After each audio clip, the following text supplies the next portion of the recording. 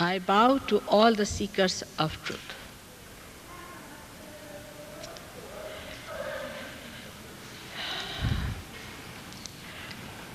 But when we are seeking the truth, we have to understand that truth is to be known through our assent and through our awareness, that is our central nervous system, not through mental projections. For example, what just now has been described to you is the knowledge of the roots. The West has developed because of extroversion like a tree. It has reached its climax now, but it must find out its roots.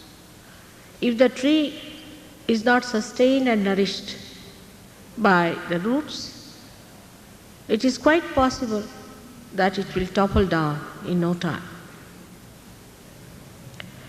So, we have to learn, I think, from India so much about the tree, but perhaps you have to learn something from us about the roots. When we are developing outside too much,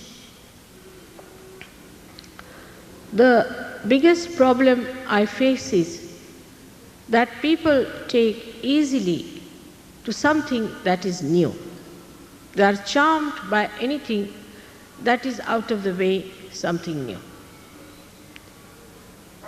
But, what's they playing?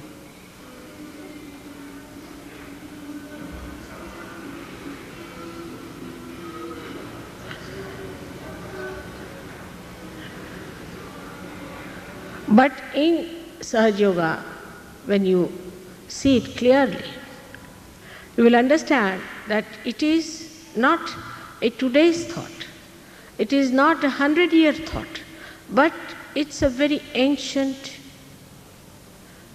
traditional understanding about the spirit. While in the West, people get very much enamored by things which are absolutely new, for example, 100 years back. It's very surprising how they do not see something beyond, and they want to try everything that is new, which is not traditional. For a country like India, 100 years is yesterday. That you can understand. So if you have to understand anything about the spiritual tradition of India, you have to go far back. And you will be amazed that gradually everything evolved, and whatever came in its way, like Tantrism and all that, was thrown away.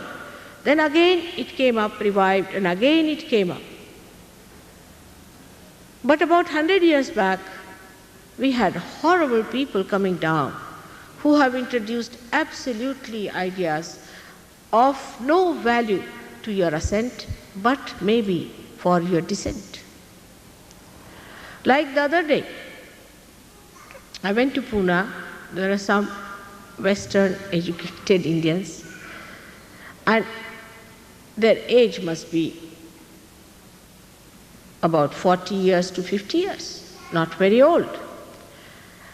And I found that they were all suffering from horrible diseases, from diseases like high blood pressure, paralysis, kidney trouble, liver trouble, cirrhosis, all kinds of diseases they had.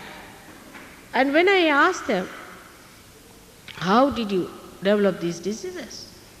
They said, we had a guru, and he told us a path by which we went, and we got into this trouble. I said, what was the path? What did he tell you? They said, have you heard about Shaktipat? I said, I've never heard. Where did you read it? Where is it written? Nowhere in the tradition it is written, in no book, nowhere. No, there was one book 70-year-old back. Just imagine 70 years. What is 70 years? I am 63. So what is 70 years? One gentleman wrote a book. His name was Vishnu Tirth. I got the book and I was amazed at that book. All that was written was something out of the blue. Arunopai, Tarunopai, some words which are not even Sanskrit words. And then this word Shaktipat was there. And it was written that when sometimes you get this Shaktipat, people start jumping like frogs. And with all the brains intact, people accepted such absurd statements that you just take out your clothes, you start dancing, you start jumping, you behave like a frog. Are we going to become frogs? Use your brains. Are we going to take out our clothes like primitive people? What are we going to do? What are we supposed to get? This evolution up to human level is all right. What is beyond that? What is said? In any book whatsoever, take it Bible or go to Quran or go to any book, Zen, go to Buddhist books of Dhammapad, or you go to any other Shastras like Vedas, they have talked of Kundalini all right. Up to the time of Kabira, which was hardly 1600 years, up to the time of Gyaneshwara was hardly 1200 years. Nobody said these things about Kundalini, that it makes you jump like a frog, or it burns you off, or it gives you blisters. No one has said that. But people believed into these things blindfolded, because perhaps they didn't know, they were naive. And it was something new that the Indians believed into. They thought it's coming, because that book was translated in English language, and when it comes from England, then more acceptable to westernized Indians than it is from India. And most untraditional the whole thing was. But as a result, they were all sick people, very, very sick. And the Guru has died now, but made a big money, very big money himself. Nowhere in the books is written that a Guru takes money or lives on the earnings of the disciples. Nowhere. And if he does that, then it is regarded as a person who is not a Guru, who is a devil. Any book you open, there's a description. Guru Nanak has described these Gurus so elaborately that we cannot have any doubts about these people who are giving you such funny new ideas. All kinds of ideas are working out in the West. I'm amazed how people have accepted them.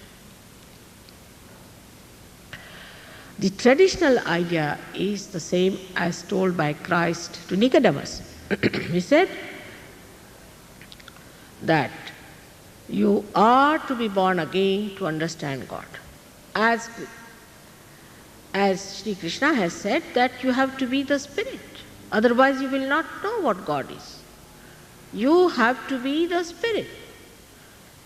Buddha went to this limit, that he said, don't talk of God.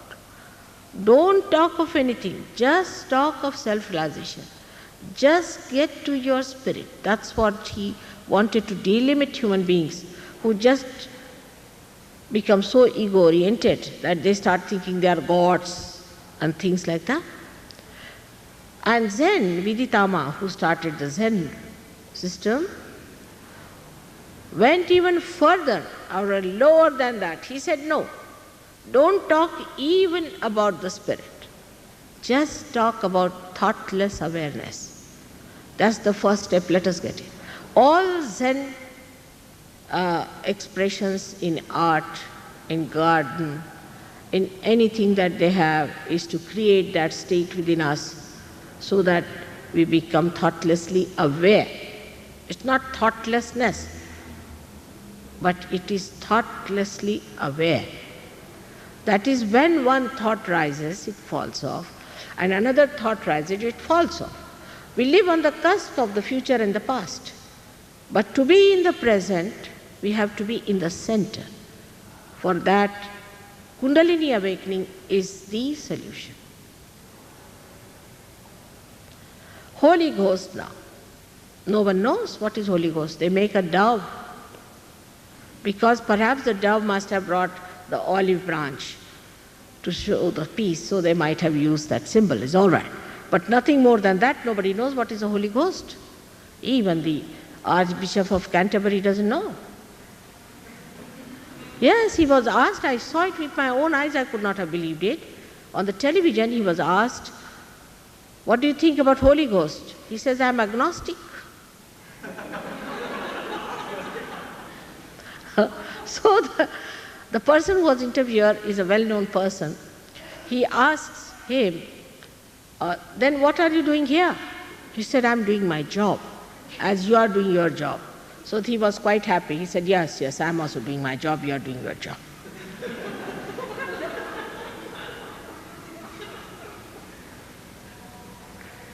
Now the problem is that the way they organized religion, they really tried to bolt Christ into churches. This is the biggest problem of all such religions which are organized. Ultimately, they all end up as fanatics or something like charismatic movements where people start becoming like possessed, or Seventh-day Adventist sort of people, or what you call the other ones are Pentecostalists and all that sort. Rastafarians, all sorts. These are not anywhere near Christ. So what we get is a branching off from the religion, is a branch, is a kind of a sect, we can call it. And these sects that go on dividing and ultimately end up into cults. So the sects become cults, or maybe that anti-religion things start as cult, or anti-culture thing starts as cults. So actual happening, that is the self-realization, is just forgotten.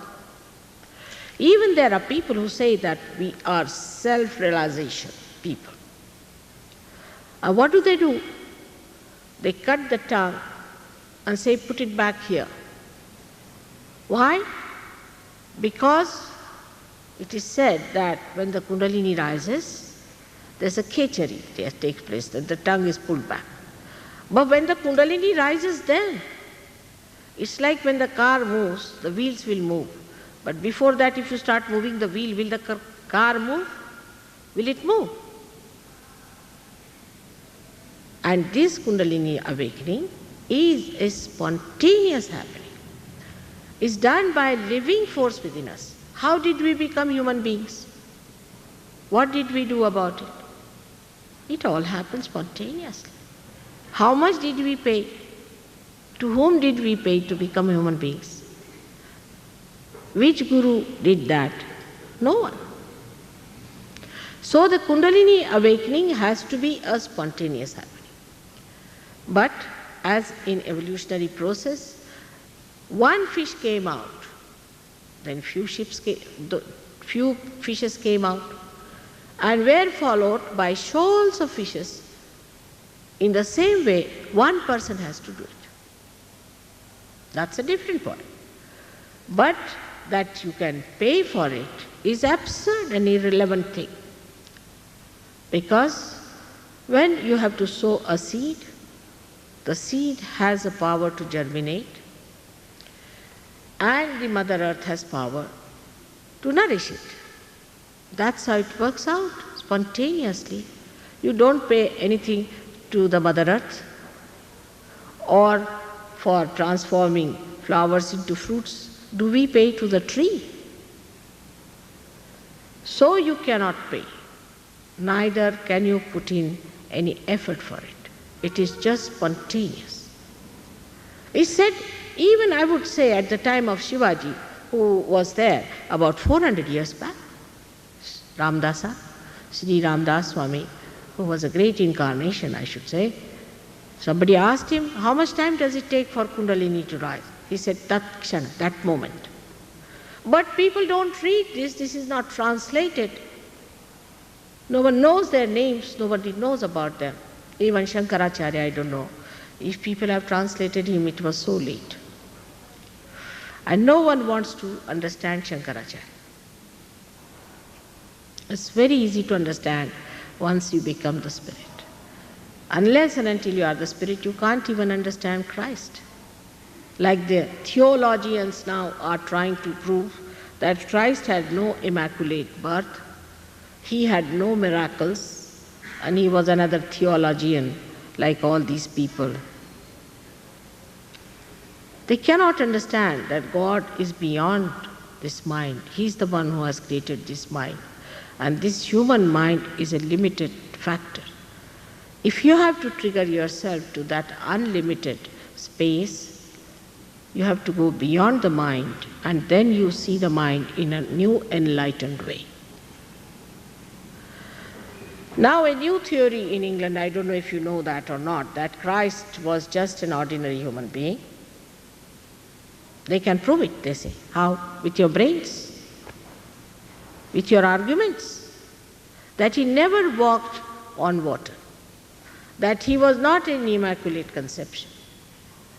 This was Mr. Paul, who came much later than Christ. When I saw him in the Bible, I said, from where does he coming, this Mr. Paul? Who is this gentleman? I couldn't recognize him. Because he is the one who is talking something through his hat, as they say. He's not the one who talks like a saint. He does not. He's an organizer. And you know he was an epileptic patient. Not only that, but he killed so many Christians. And then he becomes a great leader of Christians and becomes the great writer in Bible. I don't know how he came there. And then Augustine perhaps reincarnated. They have done this mischief.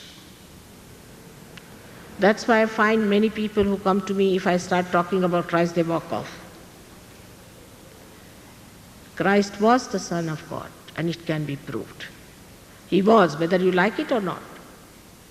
Everything can be proved. Who was Moses can be proved. Now the time has come to prove all these scriptures, all these incarnations, all these prophets. What was the relationship between Christ and Krishna can be understood once you get your realization. Without that you cannot understand. But theologians can never understand Christ. Christ had said that very rich cannot enter into the kingdom of God. I sometimes feel these intellectuals or theologians can never enter into the kingdom of God. That's the area they cannot enter. You cannot discuss God. You cannot.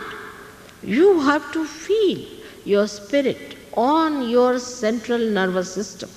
As you can feel something hot and cold, you have to feel those divine vibrations in your being. Unless and until that happens, we are living with falsehood and fraudulent things which are just imposed upon us. Anything can be imposed. People are so vulnerable. Like here I find some image is created. Some sort of a funny image is created. Everybody tries to be that. Some sort of a, I can say, an impression on the mind is given. And then people just start following it. Maybe that you do not know what to follow. Maybe that you do not know what to find. But still, one must find out one thing. Anybody who says this is true, you go and see his life. You see him. Is he righteous? Is he a pure personality? Is he what he says? Is he a person who can take you to the kingdom of God? Can he awaken the Kundalini within you?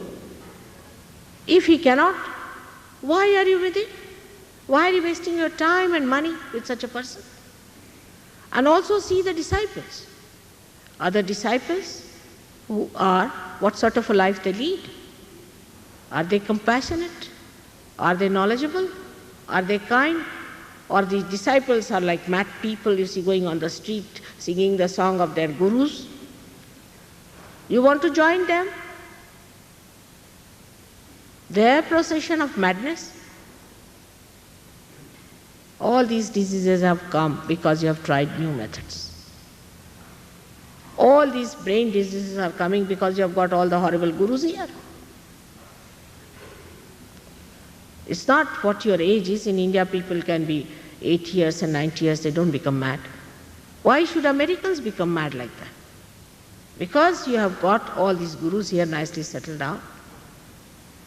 They are spoiling your psychology. They are working it out. I said this in 1972. And people didn't like it. They said, you better charge some money, mother, for what you are doing. I said, how much are you going to pay me? This is what it is. How much are you going to pay me? But they didn't like it. They said, even in England, the BBC people told me that an Anglo-Saxon brain cannot understand anything that is free. I said, what about breathing this free air? How much are you paying for that? Everything divine has to be free. God doesn't understand money. This is a fundamental thing you must understand. It's out of your ego, of your money, that you think you can purchase God. You cannot. God is what it is. It cannot compromise. Now somebody told me, mother, don't tell them about thoughtless awareness. I said, why not?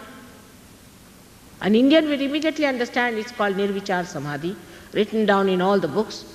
Why not? Because they will be frightened. I said, then such frightened people cannot enter into the kingdom of God. It is not a compromise. You are not obliging God. The God's divine power is obliging you because you are special people. Of course, created by God Himself. Because you are seekers. You are a special category. Because you are seeking beyond, it's God's grace that is going to work it out. People have seen it in their unconscious, despite all the efforts of Paul and Augustine. I went to see a church in Venice, and I was amazed. They showed all the disciples sitting, 12 of them, and I saw their kundalini on top of their head, like a red thing coming up. And the grace, of course, they have shown Holy Ghost as a dove as usual, but the grace is falling upon the heads of these.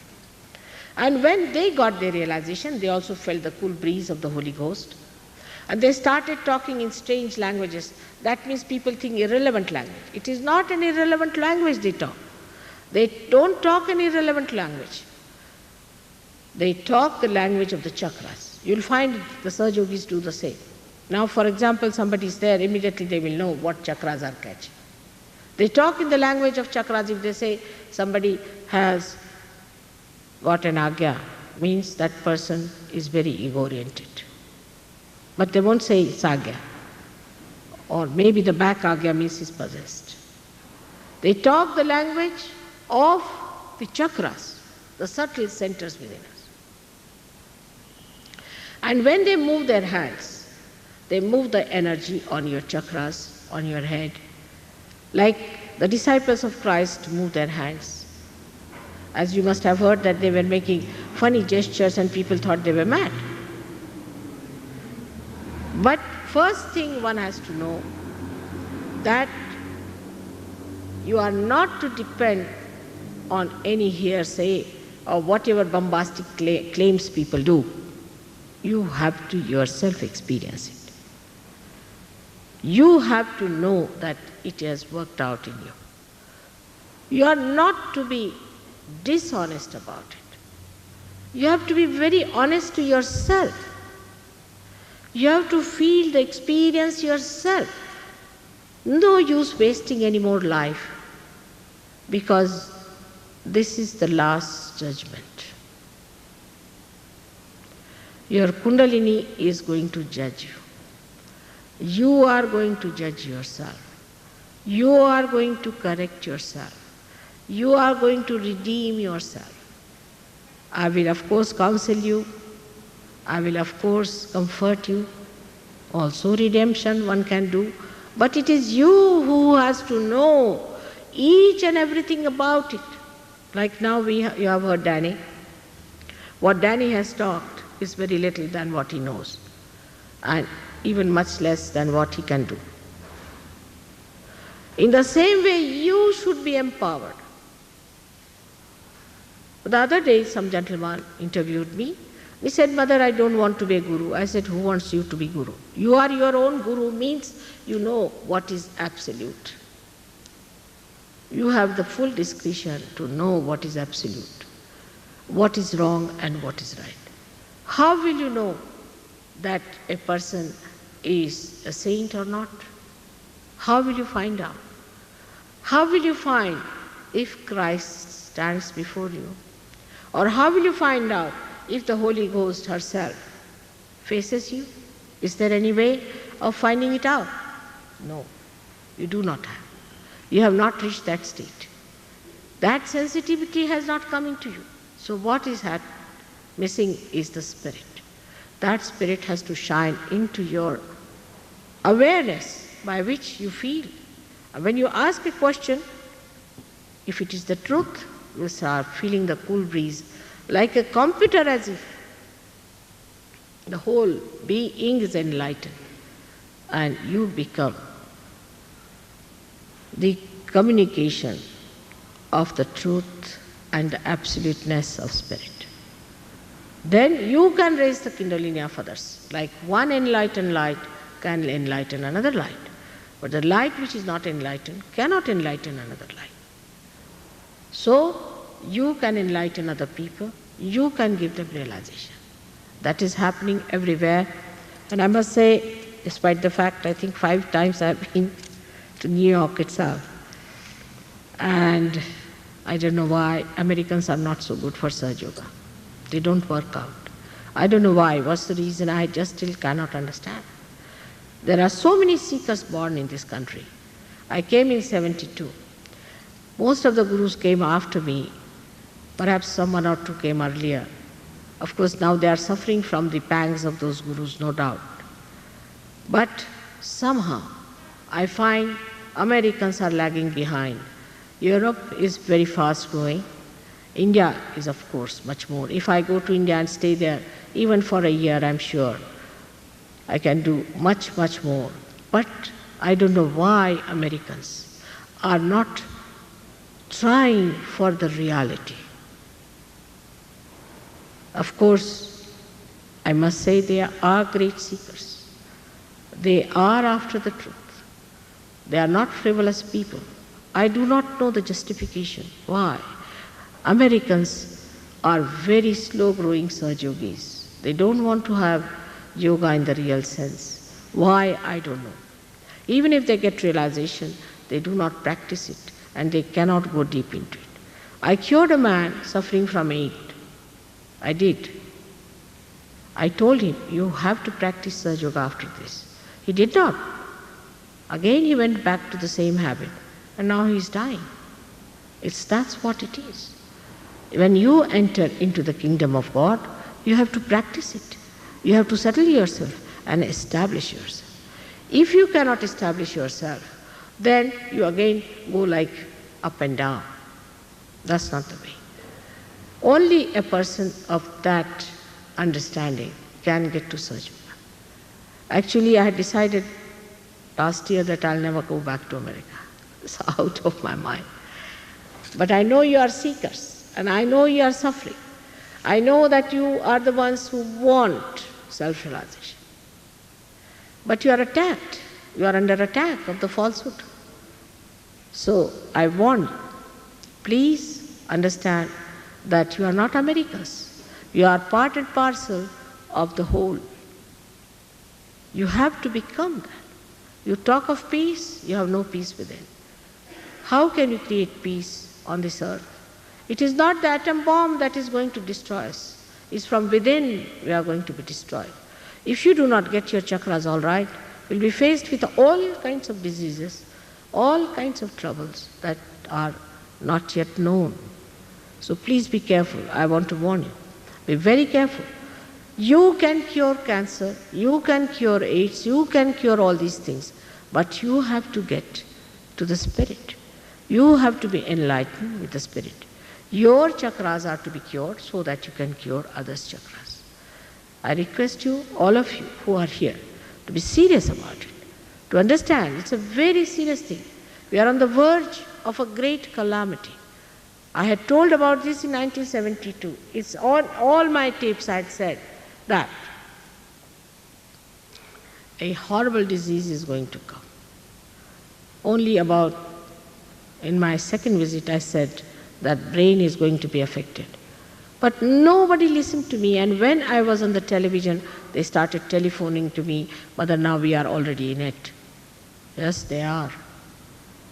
Not by singing songs for them or collecting money for them, you are going to save them.